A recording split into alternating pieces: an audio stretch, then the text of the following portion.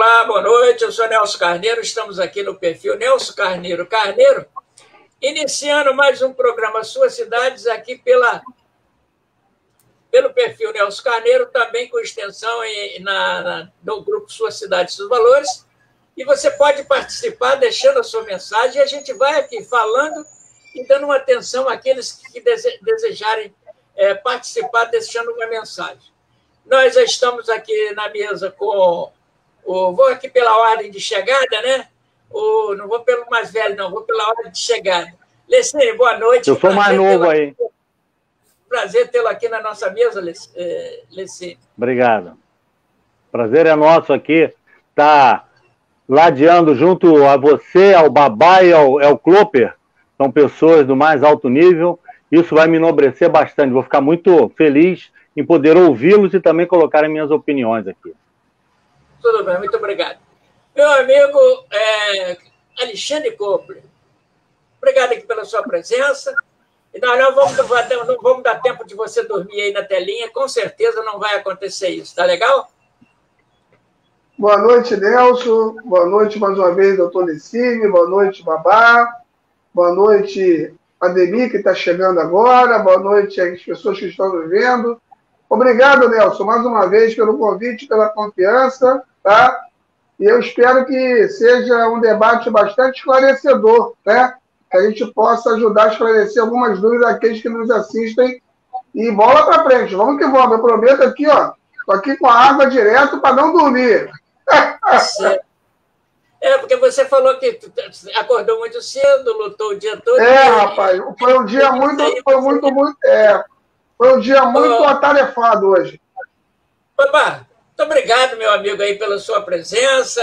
Você sabe que você sempre engrandece o debate e você sempre nos atendeu desde 2004, 2003, por aí. Você sempre atendeu o nosso convite. E eu fico muito honrado com a sua presença aqui na nossa tela, tá legal? Tem alguém com o microfone aberto. Pode falar, Babá. Para não deixar o microfone aberto, que aí dá... Acho que o Lecine está com... agora sim. A Ademir também está com o telefone aberto, o microfone aberto. É que quando o outro estiver falando, né, é importante fechar o microfone. Mas eu estou aqui, maior prazer, Nelson, estar nesse debate para poder nós discutirmos tanto Senado como Câmara, né? Que as duas coisas, nesse momento, estão em debate. É certo? Tá Isso certo. aí é importante. Ademir Francisco, desculpa, te cortei, Babá. Não. Boa noite, Ademir. Prazer tê-lo aqui na nossa telinha. Aí do lado do nosso amigo Babá, do Alexandre Kopler e do Lecine. Boa noite, Nelson. Boa noite, doutor Lecine. Boa noite, analista político Alexandre Kopler. E boa noite, deputado. Eu acredito que à noite a gente vai desfiar essa caminhada lá na Câmara e no Senado. No Senado parece que as coisas vão ali mais amenas, mas agora na Câmara, né? O PSL agora suspendeu 32 deputados, enfim, vai ter coisa para a gente debater aí. Tá certo. Bom, para quem está chegando agora, nós já temos alguém já nos acompanhando, pode deixar aí a sua mensagem na telinha, que depois a gente puxa aqui para a telinha, e você pode participar. Quero dizer que nós estamos aqui na mesa com o doutor Lecine, com Alexandre Kopler, como disse o nosso amigo Ademir, também, além de economista, é o analista político, e também a presença do Ademir. Bom, Babá, você foi deputado federal por um ou dois mandatos. Eu gostaria que você falasse um pouco desse momento da expectativa de como é que é essa expectativa de eleição de presidente e etc., porque 513 deputados, eu acredito que há muitos interesses, muita coisa por trás de tudo isso. Eu gostaria que você fizesse uma retrospectiva para depois a gente entrar nos pontos principais para a gente questionar.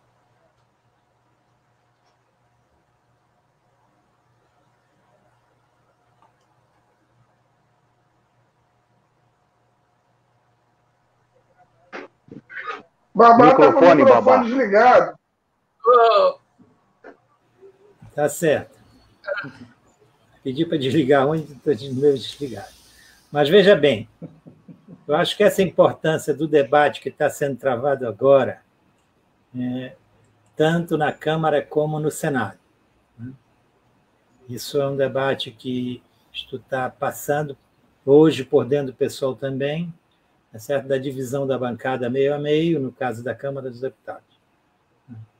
No Senado, nós não temos senadores, mas há um debate em relação à questão para onde vai partidos como o PT ou o PDT vão apoiar quem.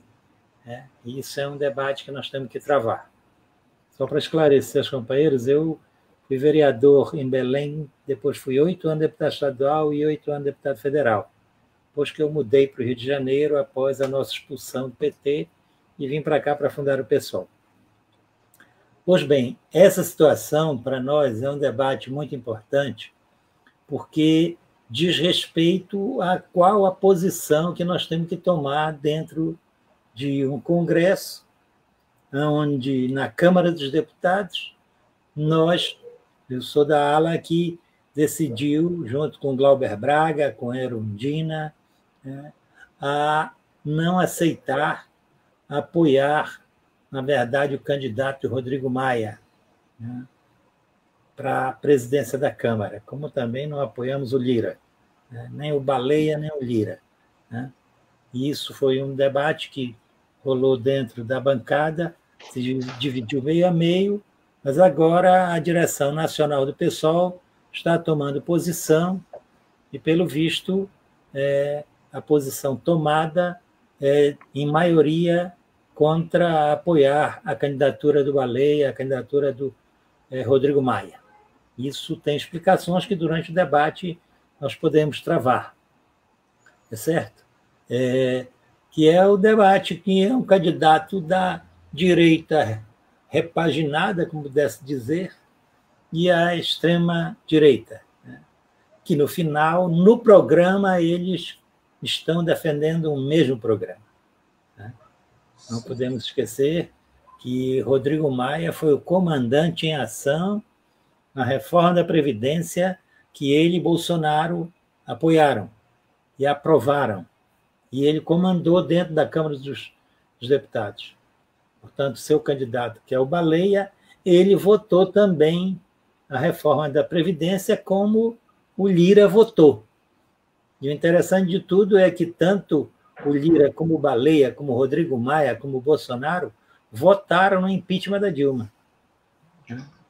Que é um grande debate que se travou nesse contexto. E agora está Rodrigo Maia, Michel Temer apoiando o Baleia. E tinha parlamentares do PSOL que estavam debatendo isso aí, e a bancada se dividiu meio a meio. Então, não houve definição na bancada, isso foi jogado para a direção nacional do PSOL. E na direção nacional do PSOL já está se discutindo, inclusive, o lançamento da candidatura da companheira Erundina para disputar a presidência da Câmara dos Deputados. É isso que está, no momento, o debate travado dentro do PSOL. É o que vai acontecer. Bom, então nós vamos aqui também pedir uma apreciação do Lecine. Lecine, o que eu percebi, eu vou colocar aqui na mesa, é que, no momento em que se instalou a candidatura do Baleia Rossi e também do Lira, e agora o Babá fala da Erundina, né, que é uma pessoa histórica, né, vem lá de trás, trabalhando e tal. Então, como é que você vê essa situação? Por exemplo, nós temos já fechado em questão, por exemplo, a gente fala fechado em questão por força de expressão, candidatos propondo. Lira, se ganhar as eleições, com certeza vai fazer o que o Maia fez, que não foi botar o processo de impeachment do presidente da República, Jair Bolsonaro, em discussão. Se for o Baleia Rossi, ele já promete que vai discutir essa essa possibilidade, me parece que é mais de 50 pedidos de impeachment, e ele colocaria um deles nisso aí. Como é que você vê isso aí? É uma candidatura casuística, pensando no Brasil ou não? Como é que você analisa essa situação? Primeiro, é que não são mais de 50, são 48 pedidos de impeachment, e, na realidade, só 42 ou 43 que estão valendo, porque houve arquivações aí por parte do próprio da Câmara dos Deputados. A gente sabe que o maior aliado que o Bolsonaro tinha dentro da Câmara como presidente é o Rodrigo Maia, tanto que todos esses processos de impeachment, pedidos de impeachment, solicitações, eles ficaram em análise, estão até hoje em análise todo esse tempo. O primeiro foi em fevereiro do ano passado, foi o primeiro a ser arquivado, e dali vem embora direto. Então, o que acontece é que essa disputa, ela, como o Babá falou, são duas pessoas da direita, né? O Lira e o Baleia. E vai ter uma terceira frente aí, que é da Erundina, que vai representar o PSOL. Eu não sei até onde isso é importante para o Congresso, mas eu acho que isso mostra que é bom ter essa disputa, esse equilíbrio. Isso na minha visão.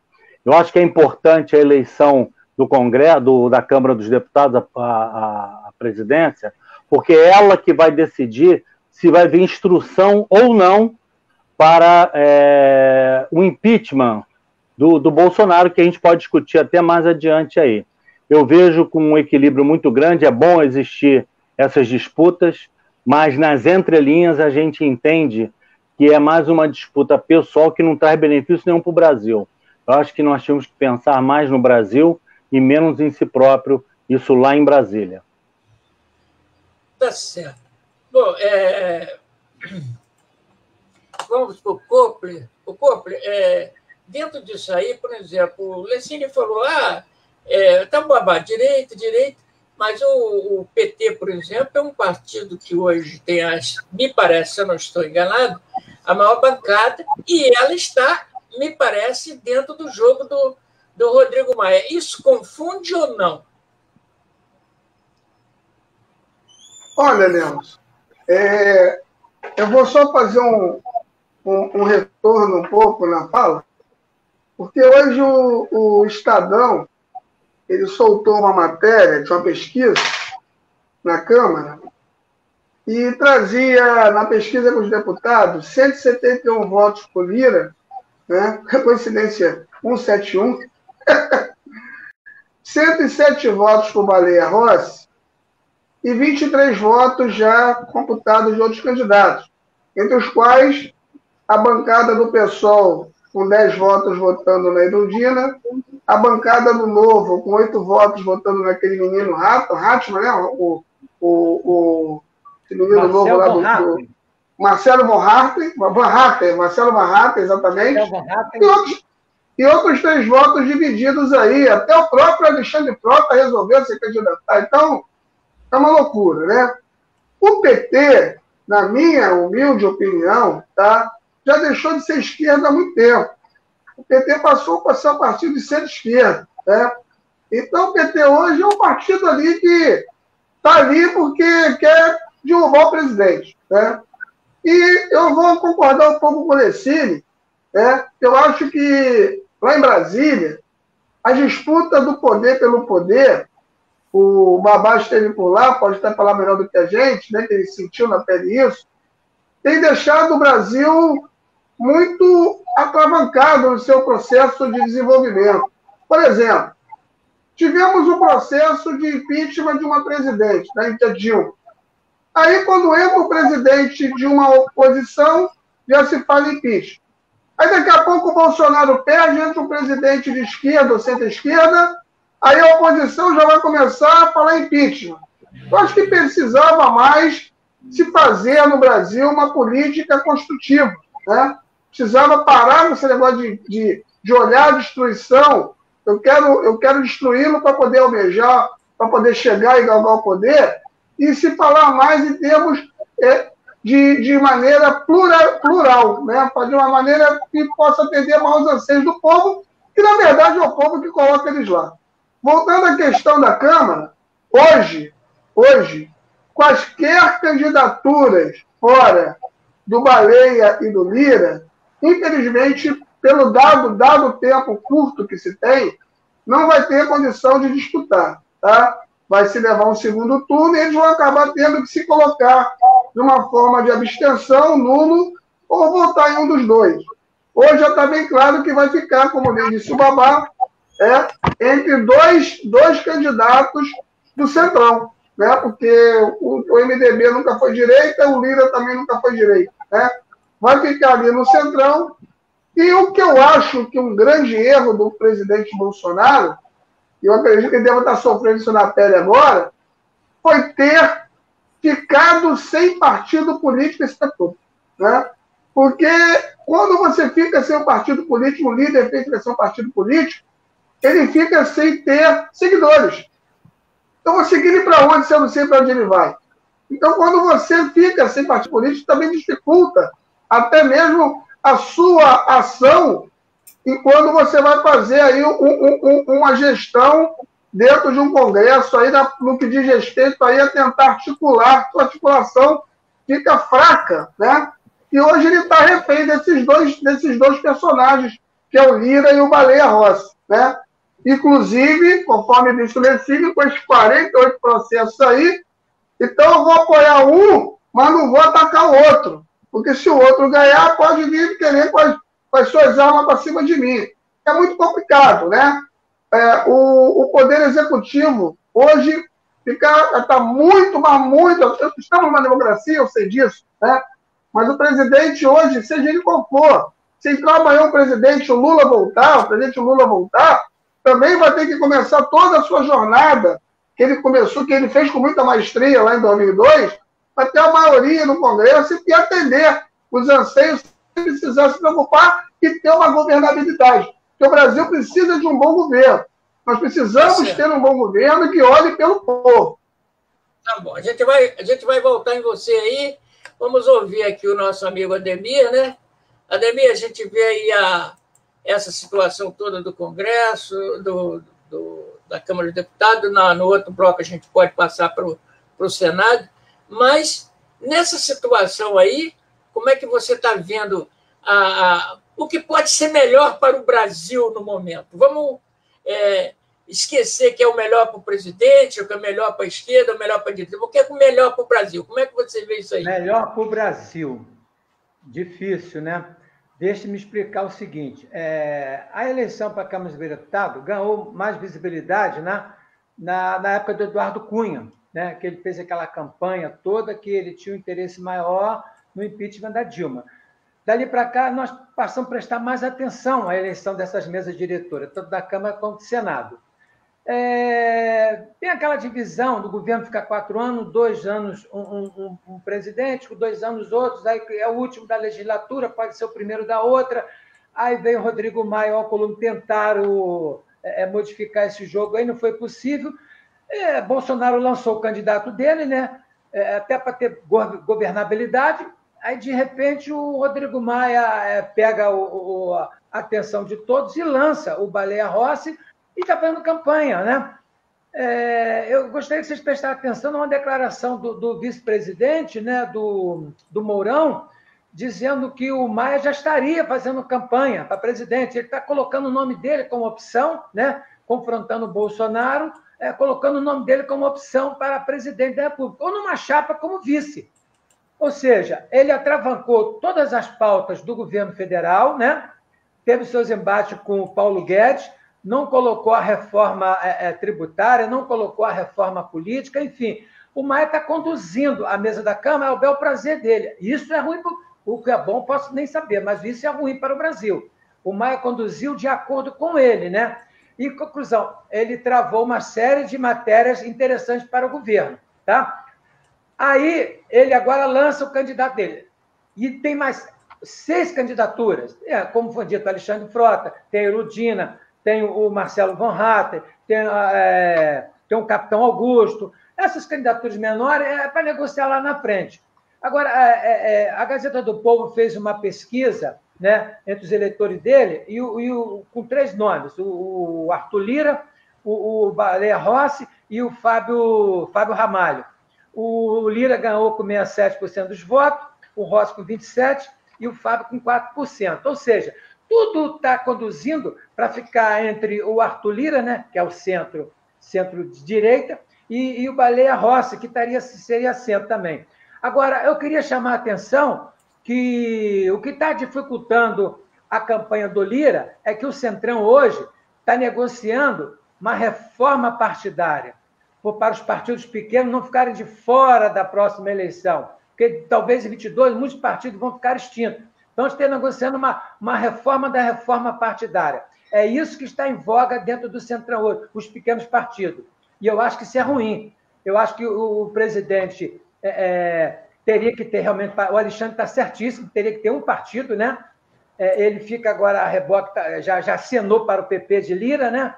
Enfim, está meio à deriva, está sem seguidores, e eu acredito que isso é ruim para o Brasil. Tá? Ele não tem seguidores, está com o Lira, e o Lira agora tenta desgarrar dele, para ser como opção para levar a tendência a ser o presidente da Câmara. E entra em voga também aí a linha sucessória, né? O presidente da Câmara é o terceiro na linha sucessória. Enfim, é jogada de interesse, né?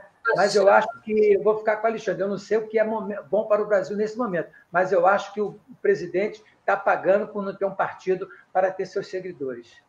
Tá certo. Bom, para quem está chegando agora, olha, nós temos aqui muita gente participando conosco, já passei aqui para a telinha, muitas pessoas, nós temos aqui o Issa Bezavila, que a gente manda um abraço, temos também o Marcelo Ornelas, nós temos o Cristóvão Pérez, aquele abraço, e Sérgio Toledo, Tatiane da Silva Santos, e eles estão deixando aqui as mensagens deles. Mas, para quem está chegando agora, nós estamos aqui na parte superior. Do meu lado aqui está o doutor Lessini, né? E também o Alexandre Kopler, o Ademir, e logo abaixo o ex-deputado, o ex-vereador do Rio de Janeiro, o deputado Babá, e do PSOL. E nós vamos... Babá, quando se fala aqui, está chegando aqui também a Rose... a Rose está dando o seu boa noite, Rose. Babá, quando se fala em candidaturas e quando se coloca, da Alemanha está nos acompanhando o nosso amigo Marcos Alípio Siqueira Franco, lá de Frankfurt, nos acompanhando. Muito obrigado, Alípio. Babá, quando se pensa... sabemos que o processo de impeachment é um trauma muito grande, né? É um trauma terrível, e às vezes até o resultado desse trauma é pior de que se permanecesse alguém. Agora, nós tivemos o impeachment lá atrás de Collor, depois nós tivemos agora da Dilma, e agora se aproxima uma campanha para se fazer o impeachment do presidente da República, Jair Bolsonaro. Na sua opinião, isso aí, o que vai melhorar para o Brasil, por exemplo, se houver o impeachment do presidente, que vamos ficar aqui mais de um ano discutindo isso, e o que o Brasil vai ganhar com isso? Eu gostaria da sua opinião, já que você passou pelos meandros como deputado federal, além de deputado estadual, vereador. Como é que você vê esses traumas que podem acontecer se, porventura, ganhar o Baleia Rossi e colocar em pauta, ou que seja, eu não sei se a proposta da Erundina também é impeachment do presidente, mas eu gostaria que você fizesse uma análise sobre a melhora, os traumas, consequentemente, as sequelas que ficam para o povo brasileiro sofrer mais uma vez na carne. Está desligado o seu microfone, Babá. Primeiro, eu queria colocar um problema grande que existe nesse país e que seria até fruto de um próximo debate do teu programa, que se chama dívida pública. Que esse é o grande drama desta nação. Para se ter uma ideia, este ano, agora 2021, está destinado no orçamento, destinado já, né, 2 trilhões 236 bilhões de juros e amortização da dívida. Isso corresponde a 53%, quase 54% do orçamento. Enquanto que a saúde não atinge hoje, está em torno de 3%. A educação abaixo disso. Saneamento básico, 0,02%. Ciência e tecnologia tão necessário para esse país, 0,23%. E nós estamos sendo vítima deste processo, mostrando claramente que país que não se desenvolve tecnologicamente, que não vai à frente nesse processo, vai ficar sempre refém e dependendo de outros políticos e dos políticos que comandam a nação. Comandam porque controlam a Assembleia Legislativa, a Câmara de Vereadores, Câmara dos Deputados e Senado Federal. Nós defendemos o processo de impeachment do Bolsonaro porque, na verdade, ele já fez uma série de situações que ele não poderia ter feito, em que isso, obviamente, o último processo de impeachment que entra contra ele é justamente o problema de Manaus, do Amazonas, não é certo? Que isso é um problema grave. Mais de 200 mil mortos no Brasil, né? O que seria apenas uma gripezinha para ele. Né? Então, esse contexto todo do processo de impeachment, se não houver a mobilização popular, né, obviamente, esse contexto vai ficar restrito à Câmara dos Deputados. E aí vão ser os jogos de interesse dos partidos que controlam a Câmara dos Deputados, obviamente. Né? Isso, na verdade, não vai, em última instância, resolver o problema, porque, no meu modo de entender, o que deveria haver nesse país, né, é a suspensão do pagamento da dívida, tá certo? A auditoria da dívida e pegar o dinheiro que nós pagamos em impostos os mais variados possíveis para poder aplicar na nação. Isso não vem acontecendo secularmente. Tá certo? Que por isso que eu digo que merece um debate no teu programa para discutir claramente qual o problema que esse país atravessa. Agora, da forma como são feitas as eleições no país, a forma como o poder econômico age dentro do processo eleitoral, né? Isso aí, claramente, tantos partidos de centro-direita, da direita, da ultradireita, que, no final, eles defendem o mesmo programa. Tanto faz o Baleia Rossi, como o Lira, como o Maia, defende, como o Bolsonaro, defendem o mesmo programa. E esse programa se choca contra os interesses do povo, da classe trabalhadora, que está aí no desemprego, na fome e na miséria. E aí, só a mobilização popular que resolve. Acho que panelaços é bom como reclamação, que até hoje foi marcado um, tá certo? Mas a mobilização nas ruas é necessária para poder enfrentar, né, esses governos. E a mobilização de rua dificulta justamente por causa do Covid, que as pessoas têm muito receio de sair para as mobilizações. Então, eu acho que essa discussão que nós temos que travar, inclusive por isso que nós defendemos que o pessoal não apoie, né, a candidatura do Baleia Rossi, e, para mim, particularmente, num segundo turno, o pessoal também não apoie nenhuma das duas candidaturas que vão ficar, que vai ser, obviamente, Baleia Rossi e Lira, que ninguém dos dois vai ganhar no primeiro turno. E a nossa posição é que o pessoal, tanto no primeiro como no segundo turno, se coloque contrário, né, a este processo. Babá, você me permite? Me permite, porque você está findando aí uma colocação sobre os juros, né, que nós pagamos, que é uma coisa astronômica, mas lá atrás, quando o Lula assumiu, você falou comigo que ele ia deixar uma dívida de 3 trilhões. E há poucos dias eu fiz essa pergunta a você e você me surpreendeu dizendo que não, Nelson, não é 3, são 4 trilhões. Eu estou com a minha memória boa ou realmente você disse isso? Não, já passou disso, Nelson. entendeu? Porque essa dívida ela nunca para de crescer. Quando eu falei do governo Lula, que em 8 anos ele pagou 2 trilhões 320 e poucos bilhões de juros e amortização. E a dívida que estava no início do seu governo em 640 bilhões, terminou em 2 trilhões. Eu falo isso, juros e amortização. Correto? Porque o total da dívida passou dos 3 trilhões. E agora já bem mais do que os 4 trilhões. Ela nunca para de crescer.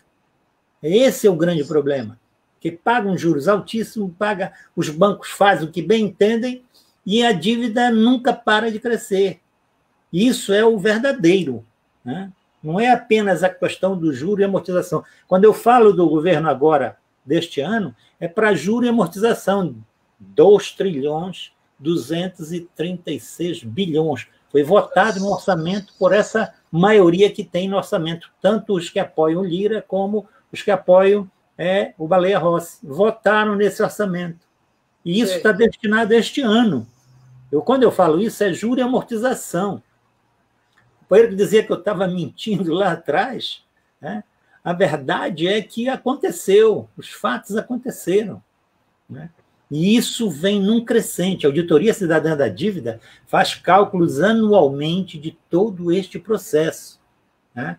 E essa dívida ela não para de crescer. Esse é um processo que vem historicamente desde Dom Pedro I, quando iniciou a independência do Brasil. Agora, só para a gente concluir a sua fala, para a gente passar para os outros, os demais, eu gostaria que você falasse um pouquinho sobre o trauma, ou não, e se o pessoal, por exemplo, quem é candidato a presidente quer ganhar as eleições, é óbvio, né? Quem se apresenta como candidato para ganhar. O pessoal defende logo de imediato o impeachment do presidente do presidente Bolsonaro, ou espera um pouco ele terminar o mandato, se não há trauma ou se há trauma isso?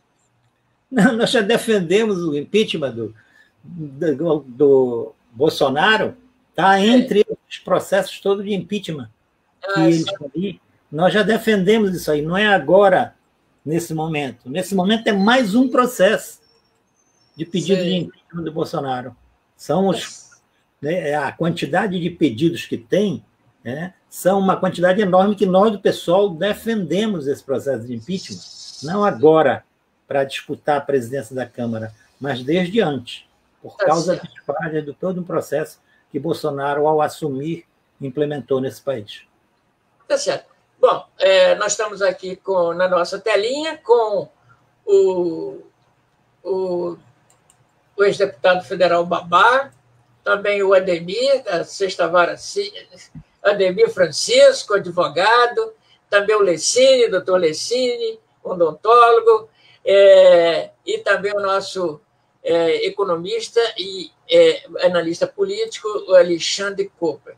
Bom, em cima disso aí, eu perguntei ao Babá justamente para eu poder fixar essa pergunta, porque eu falei de traumas e não traumas que traz o processo de impeachment. Desses pedidos todos que estão lá, se tem fundamento, por que Rodrigo Maia não colocou em votação, já que ele, como o próprio, não sei se foi o Corpo, disse que ele anseia concorrer com o Bolsonaro à presidência da República?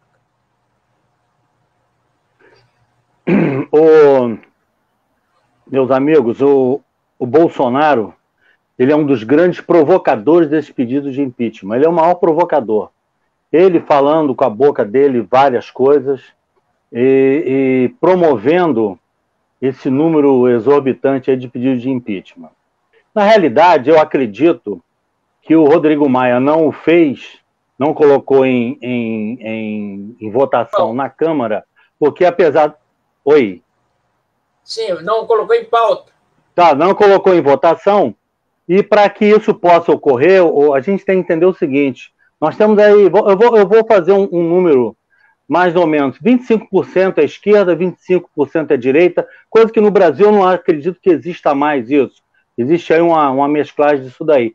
50% desse eleitorado fica nesse meio aí, ele que decide a eleição. Tanto foi o que ocorreu nessa última eleição, que o Bolsonaro veio como correndo por fora e acabou, era o cara que era achincalhado por todo mundo e acabou levando a eleição no primeiro e no segundo turno.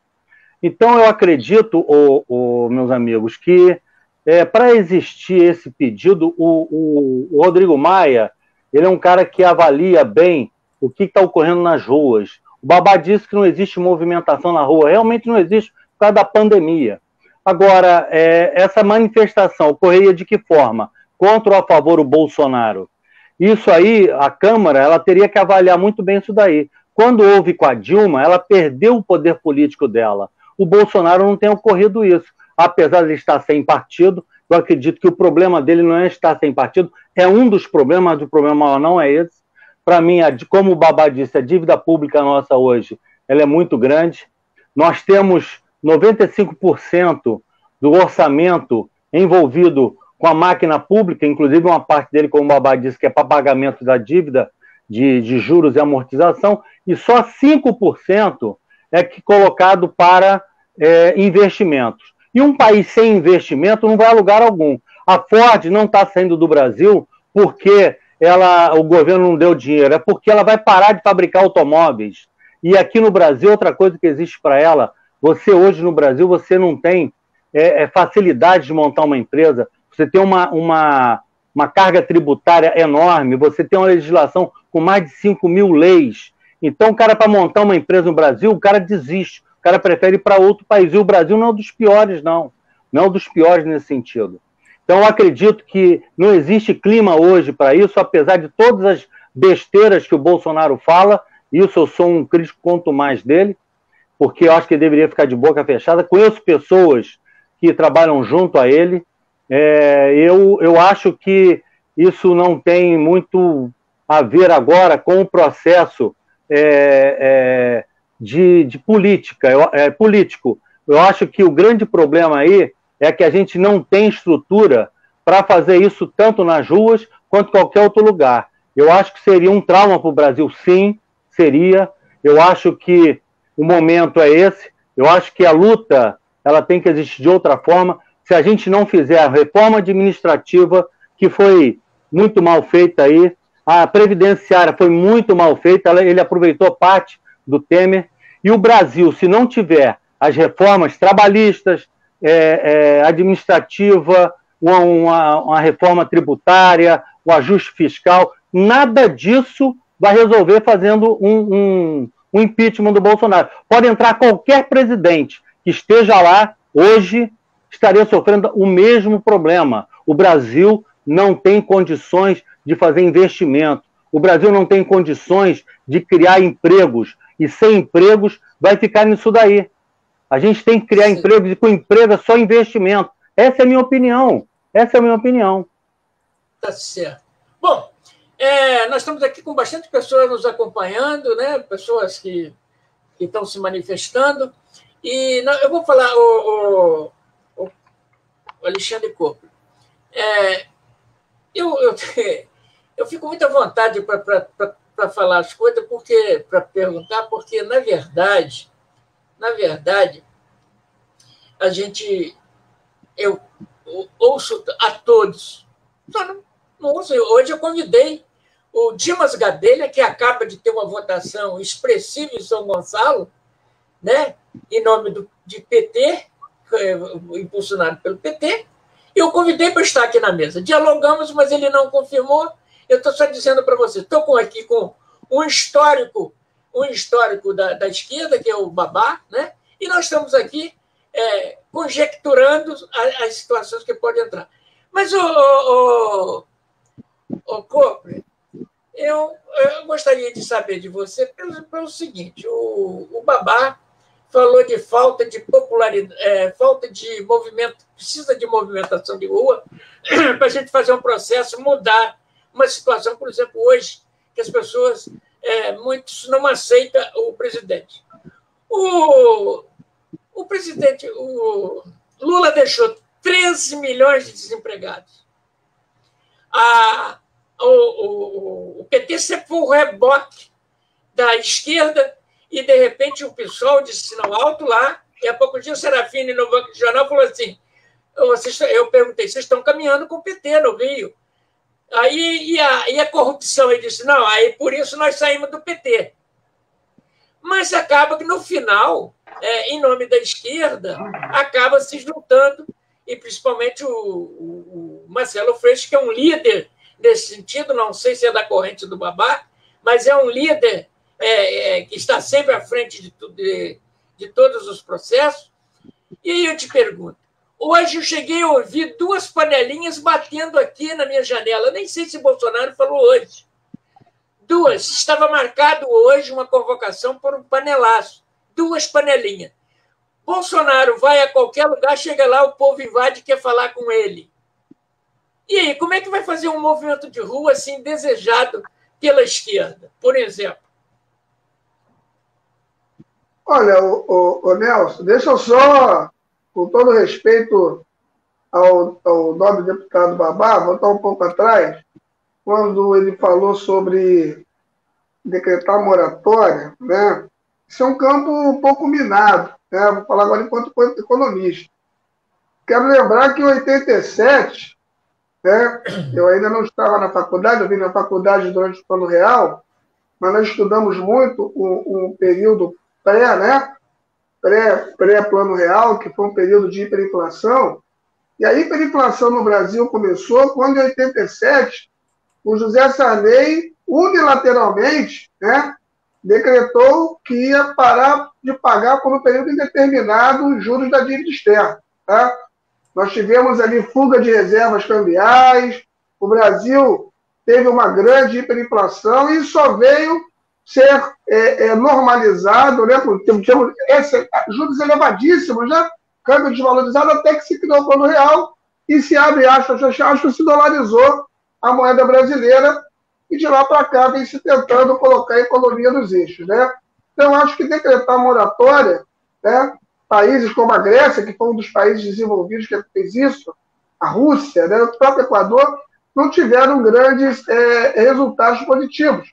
Porque um país é como um comércio, você depende de credibilidade. Né? Quando você diz que não vai pagar, você perde a sua credibilidade lá fora, até mesmo para poder atrair novos investimentos e gerar novos títulos para poder garantir esses investimentos. Né? Voltando à questão do debate político do Bolsonaro, eu confesso a você o seguinte, né? É o presidente que eu votei, né? Votei no Bolsonaro por algumas questões particulares, não comprei o combo 100% Bolsonaro, mas principalmente porque ele tem na economia o meu ex-professor Paulo Guedes, né, que me deu aula na FGV em 2001, eu já deixei isso claro aqui em outros debates anteriores, né, que eu sou de uma linha liberal econômica, né, meu pensamento, né, faço isso também, trabalho com isso na empresa, né. Agora nós vamos falar sobre Bolsonaro. Né? Bolsonaro, na minha concepção hoje, tá? Ele, quando chega e atrai isso tudo, né? Isso ainda existe um clamor muito grande, tá? Existe muito grande um clamor, tá? Do povo ainda pela figura do presidente conservador, né? Pelas coisas que ele defende. Eu, sinceramente, hoje, em janeiro de 2021, eu não vejo nenhum candidato hoje que esteja acordando ou se colocando à disposição para ser oposição para Bolsonaro. Se a eleição fosse hoje, eu tenho certeza que Bolsonaro ainda ganhava de novo a presidência. Tá? Com relação ao movimento de rua, né, eu acho que com o tempo, né, isso tem se colocado, né, tem ficado de uma forma mais fria. Né? Se nós tivermos movimento de rua muito fortes, lá na década de 90, os caras pintados, né? Surgiu lá o Lindenberg, outros mais, o Fora Collor, né? E depois de lá para cá, depois do Lulinha Paz e Amor, né? De 2002 para cá, o Lula repaginou a sua vida através de um marqueteiro para poder ser candidato, e de lá para cá o movimento de rua perdeu um pouco de força. Eu vejo realmente aí o PSOL como um dos partidos que mais atua nessa linha, né? Que puxa essa bandeira de ação de rua, mas a grande maioria, né, e até pelo momento que vivemos de pandemia também, tem inibido, talvez, esses movimentos. Né? Não vejo muito mais forte aqueles movimentos universitários que outrora você tinha, principalmente nas universidades públicas. Né? Não vejo, eu acredito que isso tem se esfriado ao longo do tempo. Talvez, como o Lessini falou anteriormente, o povo esteja começando a enxergar que esse negócio de direita e esquerda aqui no Brasil está perdendo um pouco a sua essência. Né? Você ainda tem os partidos tradicionais de esquerda, como o PSOL, que realmente luta pelos ideais e ideologias dele, mas a grande verdade é que partidos como o PSB, PT, na minha concepção, já deixaram de ser esquerda há muito tempo. Né? Basta ver aí, quando o PT se resolve se unir a Rodrigo Maia, já está dizendo para mim bem claro que de PT não tem, de esquerda não tem nada, entendeu, né? Tá certo. Bom, para quem está chegando agora, nós estamos aqui com o Lessini, doutor Lessini, o Alexandre Cooper, analista político, e também o nosso Ademir Francisco, o nosso ex-deputado federal Babá. E eu vou, Ademir, vamos a você nessa... Eu queria continuar, o que você achou dessa fala com relação do Cooper, quando ele fala que, infelizmente, é aquele negócio de esquerda e direita. Eu acho que é um grupo intencional de fazer alguma coisa para o Brasil, mas tem uns grupos bem intencionados, mas tem outros do toma lá da cá. E isso é uma situação que, na visão de alguns dos patriotas, o Bolsonaro não está dando esse espaço. Não sei, não vivo dentro desse miolo do governo. Mas como é que você viu um PT que arrastou sempre o ranço da esquerda e hoje está de joelho na frente de Rodrigo Maia, e agora o Alexandre acaba de dizer que ele não é esquerda coisa nenhuma e que ele é da direita. Como é que você vê isso? Tudo tem seu ciclo, início, meio e fim. O PT começa na década de 80 com um discurso muito atraente, seduziu nas grandes cidades somente, o meio estudantil, enfim, cresceu, tomou conta do poder. No poder, a Mosca Azul, a direção do partido, meteu o pé pelas mãos. Então, um ditado que diz, o PT não sabe quando está embaixo, muito menos sabe quando está em cima, né? Enfim, eu acho que o PT passou. Há pessoas dentro do partido do PT hoje que não é a favor da candidatura de Lula, né? Eles queriam até um outro nome, né? O Ciro Gomes, né, bate hoje no Lula, mas não bate no PT, querendo pegar essa herança do PT para ele ficar como representante das esquerdas. Enfim, o PT se perdeu. O PT teve o seu tempo, não soube conduzir e se perdeu. Mas, enfim, voltando lá ao que o deputado falou, assim como Alexandre, eu também sou contra suspender o pagamento.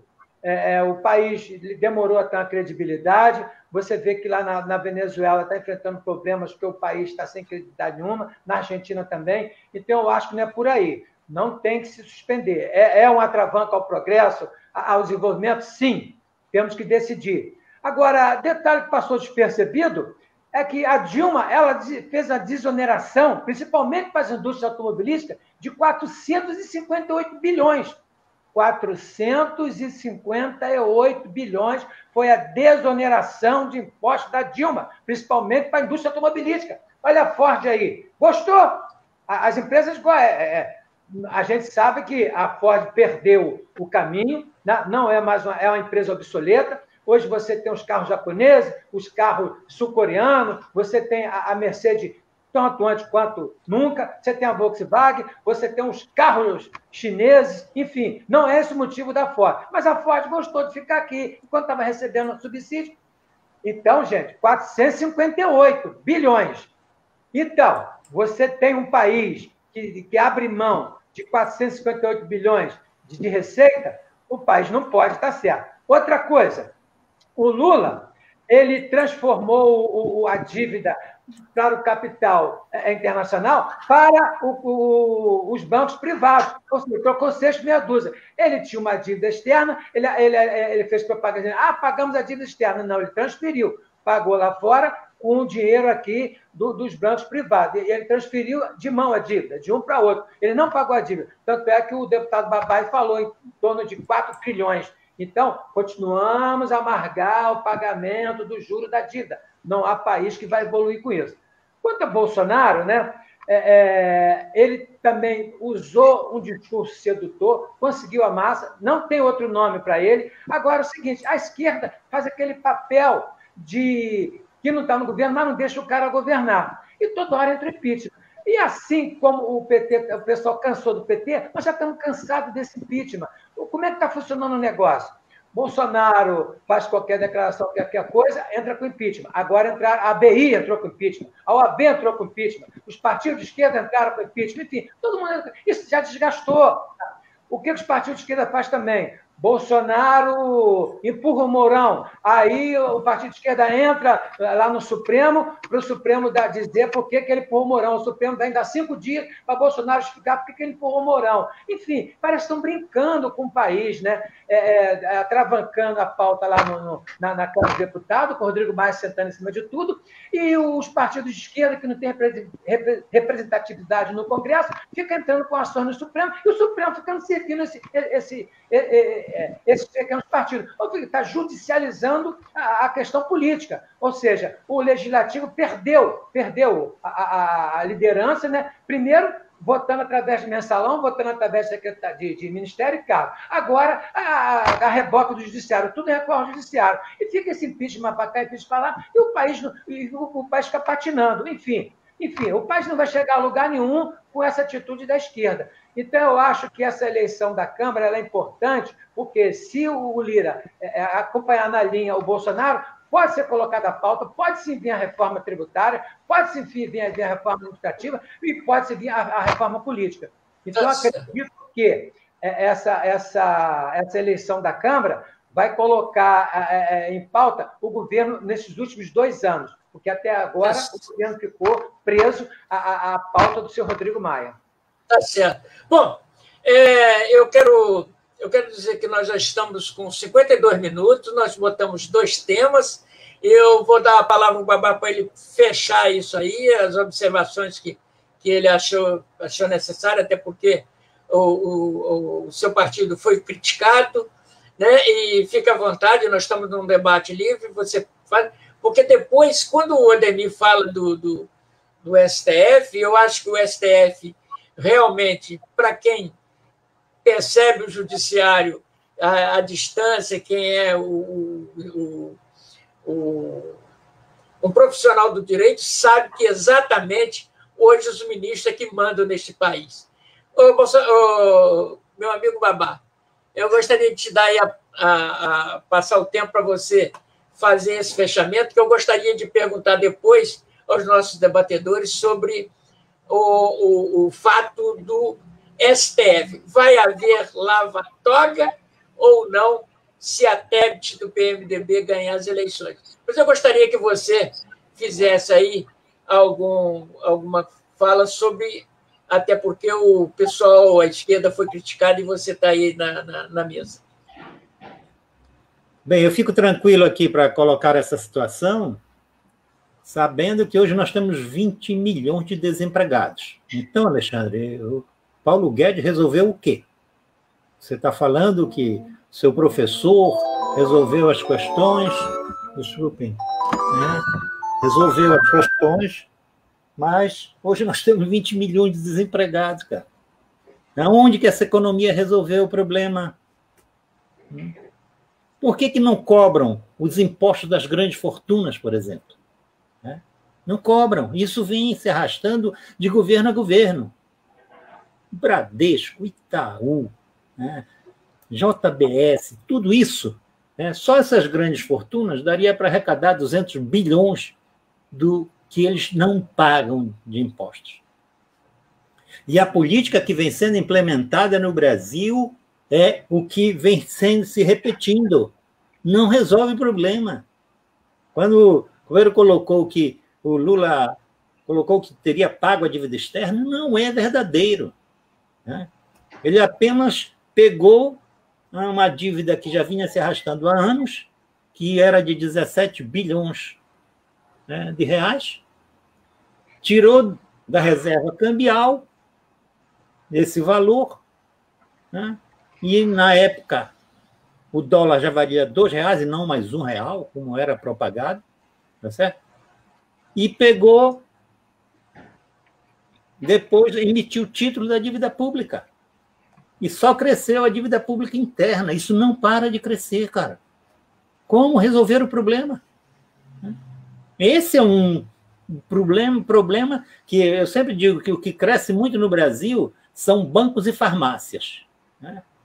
Que o banco vai lá, cobra juros absurdos.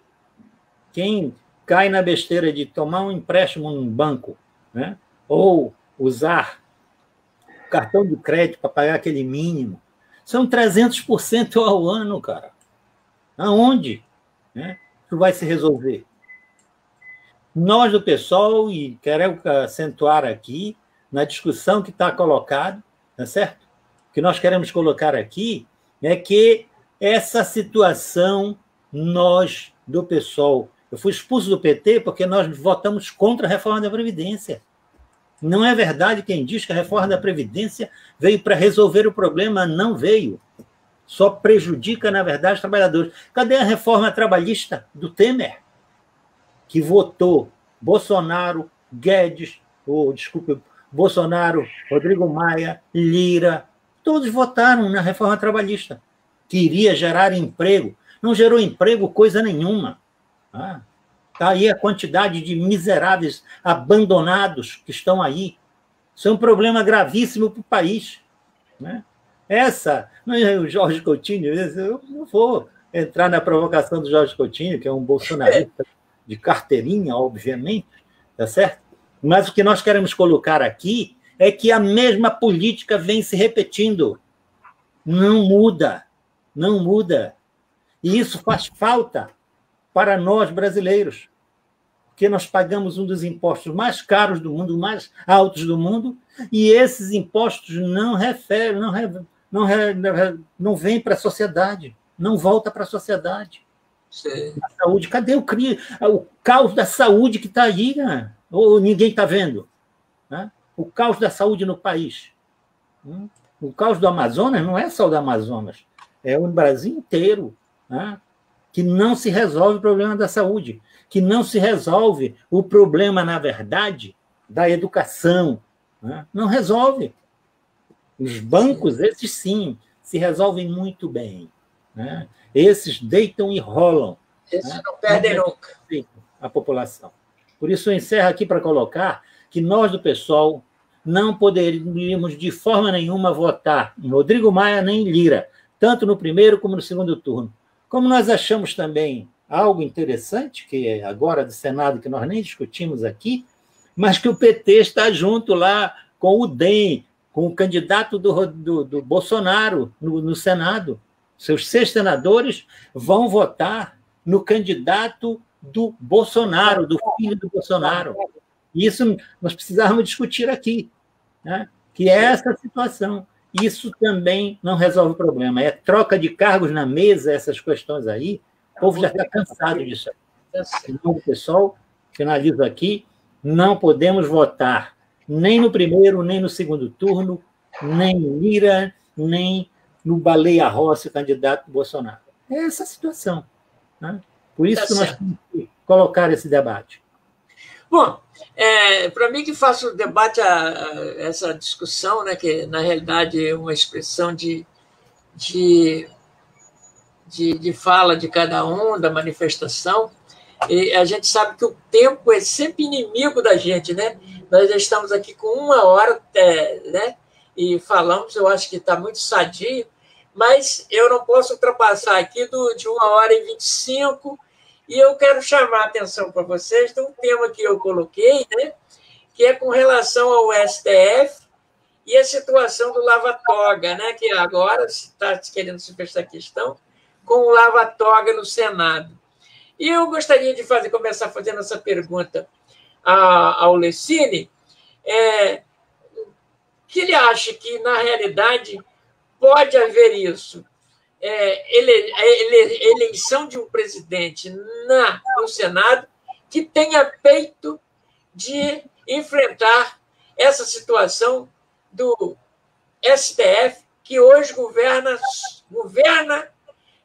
intervém nas administrações, e a gente sabe que há uma quebra de harmonia do poder, a gente está presenciando isso, 11 ministros trabalhando administrativamente, não julgando as causas em si, e só quem tem para fiscalizar e dizer vocês estão errados, vocês estão invadindo Seara, é o Senado. Você acredita que elegeremos alguém no Senado que tenha peito, dá vontade de falar um outro nome aqui, né, que tenha peito para enfrentar esse judiciário? Juízes não foi feito para governar, foi feito para julgar os atos administrativos. Me perdoa se eu estou enganado, mas na minha concepção, como bacharel em direito, não vou dizer nem como advogado, eu vejo que realmente há uma quebra de harmonia pelos 11 ministros. Como é que você vê essa situação aí? Vai haver esse lava-toga no Senado?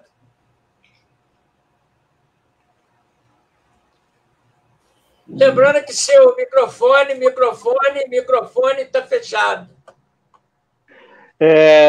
Meus amigos, o que eu vejo aqui no Brasil não existe presidente.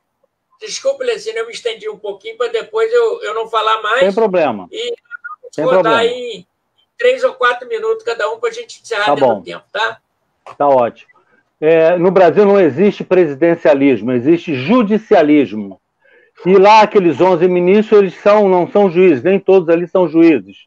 Alguns ali só que são juízes. E ali eles aceitam de tudo. Na realidade, eles tinham que ter coragem de dizer, isso aqui não é discussão nossa, isso é discussão lá com o Congresso, com a Câmara dos Deputados ou com o Senado. Eu acho que o Senado, ele faz o discurso, qualquer candidato ali faz o discurso, o público externo. Aquilo ali é tudo só para a gente entender, achar que eles estão fazendo. Eu acredito que ali vai ser um candidato que vai estar mais alinhado com o governo, como na Câmara, eu acredito que vai existir isso também. Então, eu acredito que não vai ter lava-toga, não. Só se tiver muito, quase que eu falei a palavra, muito peito para poder fazer, porque eu não acredito que isso vai chegar a esse ponto. No Senado, a gente sabe que lá a maioria das pessoas que estão lá não são preparadas para serem senadores. Eu lembro que uma vez eu fui com meu pai à casa de um senador no interior de São Paulo. Meu pai virou para mim e falou assim, como fosse uma coisa muito bonita. Meu filho, nós estamos na casa de um senador da República. Isso é uma coisa muito importante. E hoje a gente vê que algum mequetrefe chega lá e acaba sendo senador por um motivo de votos aí, ou então até indicado aquele senador que está lá que põe um sucessor. Então eu vejo da seguinte forma, não haverá lava-toga. Os ministros estão sentados em cima de vários processos que passam lá há anos e anos dentro de gavetas, e às vezes você chega lá com um pedido qualquer, porque o Bolsonaro piscou para a esquerda ou piscou para a direita, né? Eles já entram com pedidos, lá está o Lewandowski, lá está o Gilmar Mendes, eles têm todo um processo para recusar, para cair na mão de um e de outro.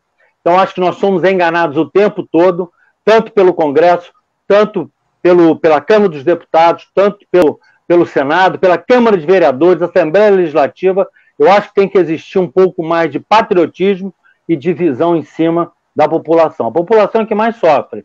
Nós sofremos todos os dias. Então, eu acredito que nós temos que pensar mais nessa população.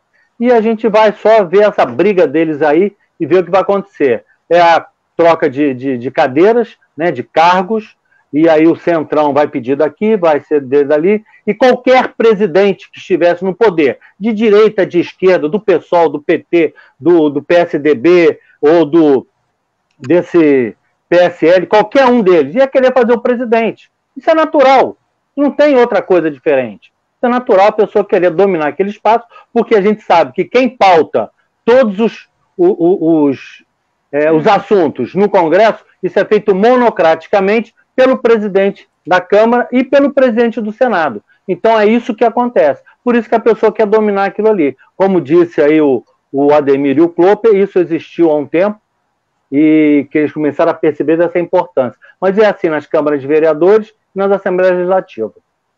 Tá certo.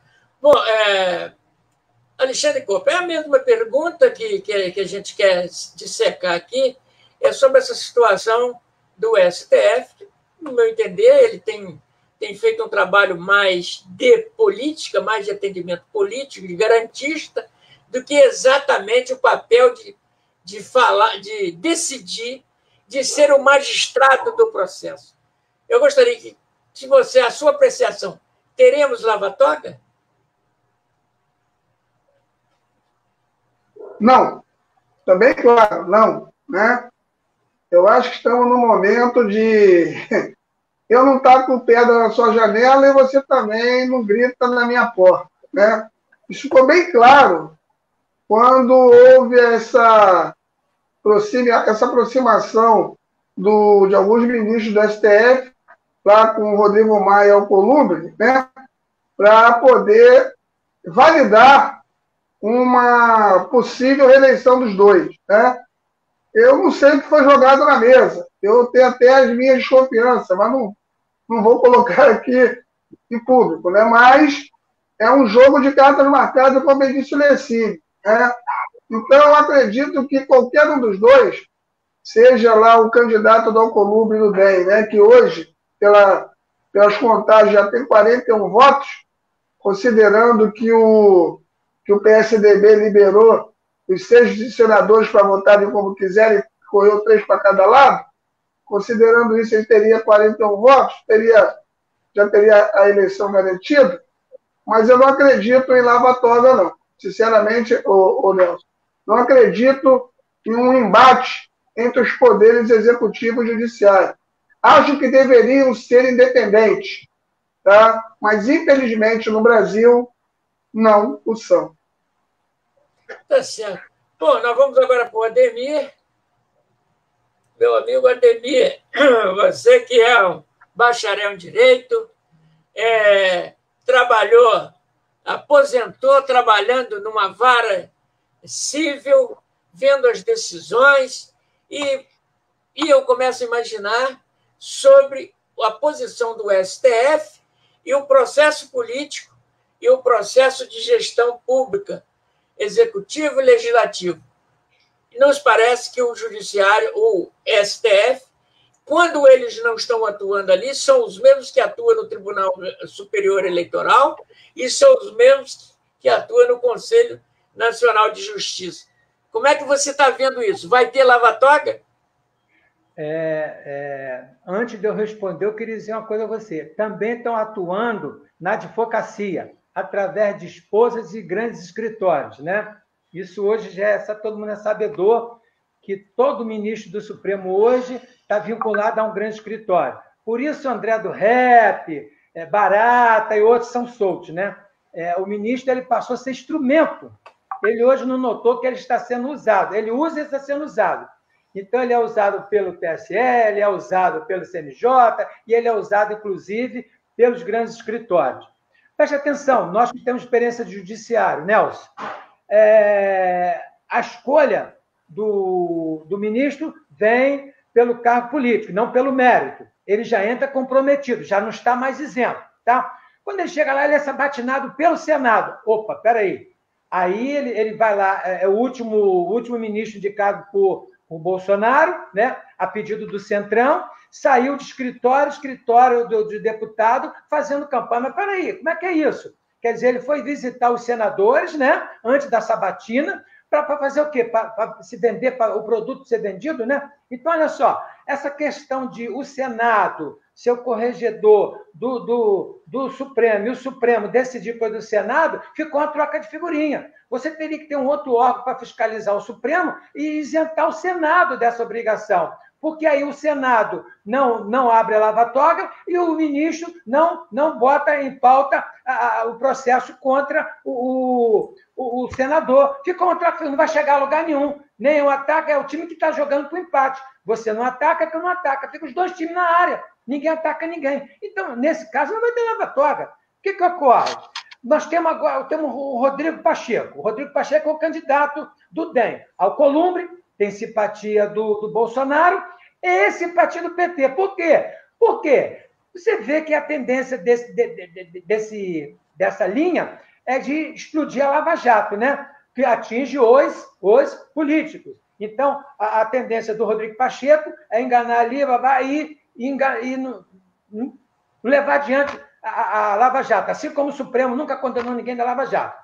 Vem a Simone Tebet, junto com o Renan Calheiros, que é um grande nome dentro do Senado, né? E ele já tem 13 votos do MDB, a maior bancada, o PSD, a segunda bancada, e o Podemos, 10 votos. Só aí são 35 votos. Olha, não está perdido, não, hein? O Rodrigo Pacheco não leva, não, hein? Eu acho que a Simone Tebet tem expressividade. Também está indeciso, igual na Câmara. Agora, a Simone, filha do Ramés Tebet, que foi presidente do Senado, ela foi prefeita de Três Lagoas. E entrou lá numa licitação, lá num preço superfaturado. Chegou o processo dela ao Supremo e prescreveu. O Marco Aurélio foi e arquivou. Quer dizer, olha só, por mais que você queira ser isento, você, por ser julgado pelo Supremo, você está sempre com o rabo preso do Supremo. E o Supremo, para chegar lá, tem que bater cabeça para o Senado. Então, eu não posso dizer que pode lavar... porque a Simone vai lavar a toga. Não, eu acredito que não, porque o Renan Calheiro, por trás, vai orientar. Ela tem independência, mas não tem tanto. Então, não acredito em lavar a toga. Agora, quanto lá na Câmara dos Deputados, né, só voltando, né, o impeachment do Bolsonaro não sai, não é por questões porque são denúncias vazias, não tem conteúdo jurídico. Então, já foram 57 impeachment lá, segundo o doutor Lessini já está em 40 e pouco, são 37 impeachment do Supremo lá no Senado. Enfim, é só para inglês ver, nós estamos sendo enganados. Não vai haver lava-toga, Nelson. Tá certo. Bom, nós estamos aí, vamos à palavra final aí do Babá sobre essa pergunta que eu fiz sobre do STF.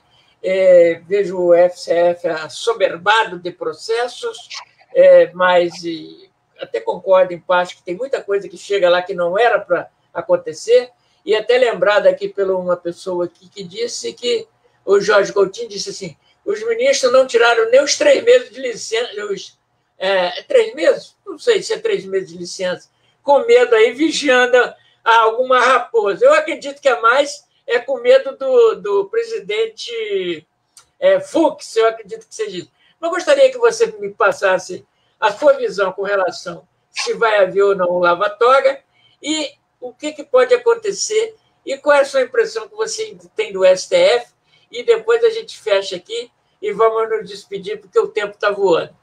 Pode ir com você, Babá. Está fechado, está fechado, está fechado. Não vai ter lava-toga nenhuma. Essa relação promíscua que existe entre parlamento e o STF, isso não se resolve. O companheiro colocou algo que é correto.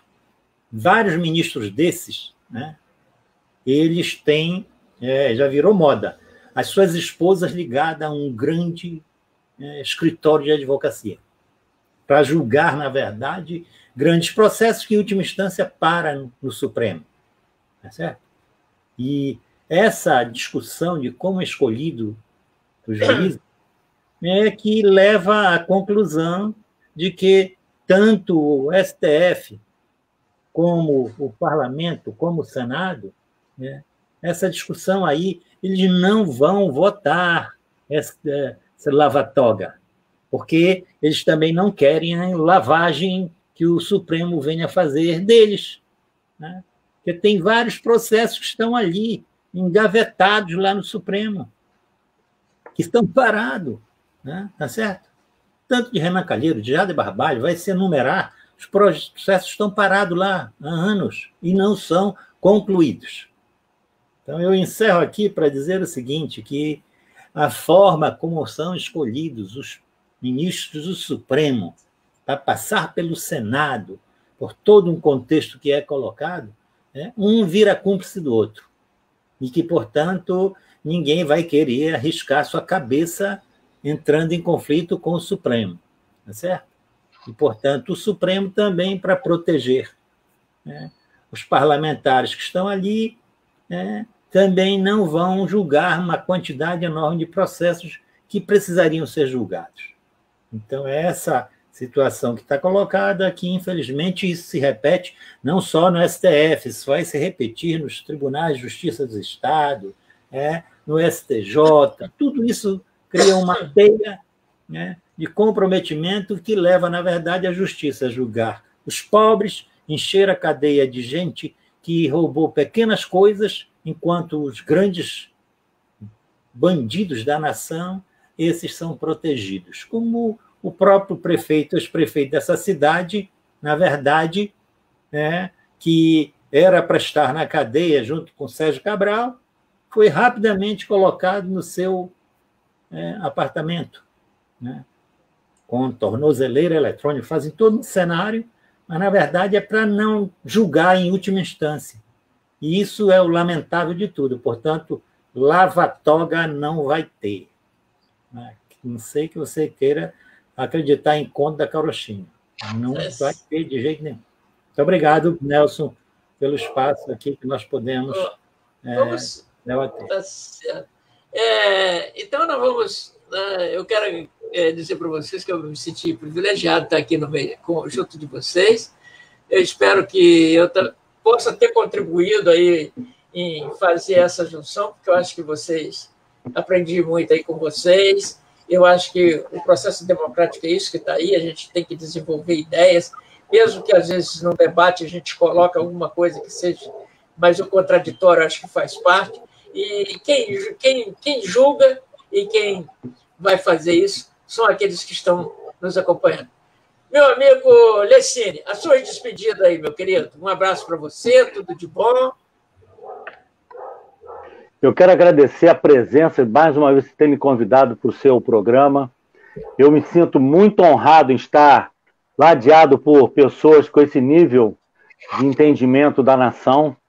Eu não conheci o Babá a primeira vez, conheci ele só de nome, de fotografia, por causa da minha filha, e acabei gostando muito de ter conversado com ele aqui no seu programa.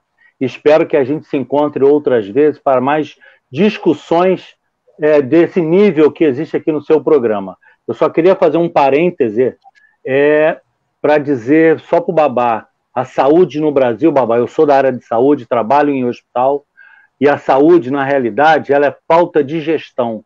O dinheiro existe. A gente sabe de muitas coisas que são desviadas. Então, a gente pode, num próximo programa, até conversar sobre isso. Só para fazer eu me lembrei disso, gostaria de fazer. Então, quero agradecer a vocês e que a gente possa novamente estar aqui o mais breve possível. Um grande abraço e boa noite. Se Deus quiser, vai estar assim. Por minha parte, quero contar Obrigado. Com vocês, sim. Alexandre, você não dormiu, foi legal, tomou água, ficou numa boa. E obrigado pela sua presença. Nelson, eu que agradeço mais uma vez o convite, a confiança. Quero dizer para o deputado Babá aqui, uma coisa nós concordamos. Olha que coisa boa, viu? Eu também não votaria em nenhum dos dois, deputado. Nem no Baleia Rossi, nem no Lira. Se eu estivesse na Câmara hoje, eu votaria no Marcelo Van Hatten para presidente da Câmara do Partido Novo. Entendeu? Então, mais uma vez, uma boa noite para todos. Obrigado pelo convite. Não é jabá, não, hein? E também não recebi, pelo menos olhei na minha conta aqui, não tinha nenhum depósito do Dr. Lessini, não.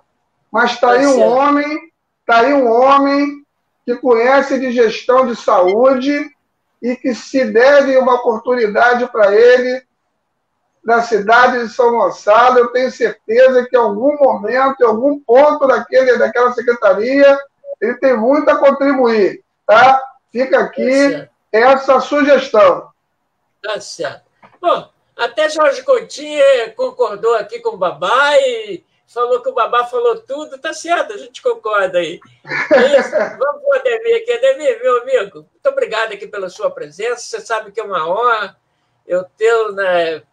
A gente que trabalhou no judiciário, eu 35 anos, você não sei a quantidade de anos, mas nós sempre tivemos um respeito. 40, tá certo. Então, a gente somando aí já dá quase 100 anos de experiência dentro do judiciário. Não aprendemos tudo e não conformamos com muitas coisas.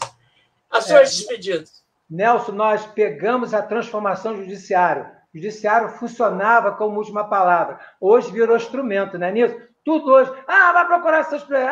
Não atendeu. O telefone não funciona.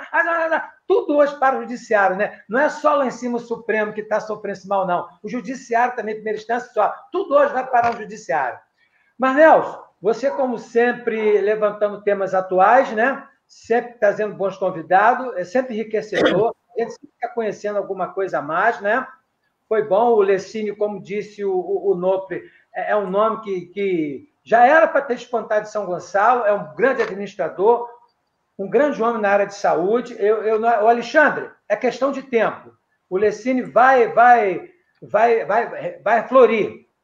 Quanto ao deputado, o Babá, apesar de esquerda, é uma pessoa centrada, equilibrada, de esquerda, defende as pautas de esquerda, sem aquele extremismo insano dos demais. Enfim, um debate, acho que lucrativo, saí aqui mais rico do que quando entrei, e eu só tenho a agradecer a você, Nelson, que é uma pessoa que sempre foi comprometido com os debates de temas atuais. É o que falta hoje para a gente, é isso. É mais uma politização da sociedade para vir aqui debater os problemas. Que você participando ou não, você sofre os efeitos do que é decidido na política. Tá bom, Nelson? Obrigado por mais uma participação. Tá certo. Ô, Babá, quero falar aqui, reproduzir a palavra do Ademir com relação à sua serenidade, né? Serenidade. Por isso, a gente já há muitos anos, você sempre faz parte da minha mesa, você sabe administrar muito bem as críticas, e eu te parabenizo, e eu me sinto com muito orgulho de te entrevistar e também tê-lo na minha mesa. E agora, na sua despedida, eu gostaria que você falasse que o nosso amigo lá da Alemanha está perguntando se essa votação para presidente da Câmara e do Senado, se ela é aberta ou secreta. Entenda a sua fala aí, se você puder responder o nosso amigo, eu te agradeço. Está fechado. A votação é aberta. Todo mundo vai saber quem votou em quem. Não é votação secreta, né? Vai ser, na verdade, na hora da votação, vai se saber, né? Até antes da votação já vai se saber, né? Porque os parlamentares estão aí se pronunciando, mas a votação é aberta, com certeza. E as suas considerações finais aí? Eu só tenho a agradecer. Eu acho que os debates que são colocados no seu programa, que historicamente está colocado, as pessoas que estão aqui com suas divergências que são importantes, tá certo? E nós temos que discutir claramente vários pontos que podemos ter divergência, mas o objetivo aqui do seu programa é o esclarecimento da sociedade, e para isso é muito importante, né? Para poder nós colocarmos, na verdade, o que nós podemos fazer, tanto dentro do parlamento como fora dele, a luta é necessária. Não tem outra alternativa que não seja essa. Até o companheiro que está lá na Alemanha... Está te agradecendo aí. Tá certo? Mas é algo que eu gostaria primeiro de agradecer, já falei bastante, gostaria de agradecer, na verdade, o espaço que nós estamos tendo aqui hoje. Muito obrigado. Tá certo. Então, nós vamos aqui. Eu quero dizer para vocês que eu fiquei profundamente lisonjeado com a presença de todos vocês, e quero agradecer aqui nominalmente ao Lessini, ao Alexandre, ao Ademir, ao Babá, e agradecer a todos aqueles que nos acompanharam. Eu quero responder aqui, alguém disse assim, você não fez a pergunta do telespectador para o convidado. Quero dizer para vocês que o nosso tempo é curto e uma pergunta, muitas das vezes, ela foge do tema e a gente descambaria, porque eu acho que um debate ele tem que ter início, meio e fim. É o que nós lutamos aqui para fazer dentro de 1 minuto e 24, porque daqui a pouco a gente é tirado do ar. Eu quero agradecer mais uma vez a vocês e eu tenho orgulho de estar aqui intermediando essa aproximação e espero que, quem sabe que agora em fevereiro, no meado de fevereiro, nós voltemos aqui para falar sobre os resultados das eleições e as consequências que teremos que carregar em nossos ombros. Muito obrigado a todos vocês, fiquem com Deus. Só espero que vocês aguardem um pouquinho para eu encerrar aqui a nossa fala. Sua cidade, seus valores, aqui encerrando mais esse debate. Eu agradeço a todos aqueles que nos acompanharam.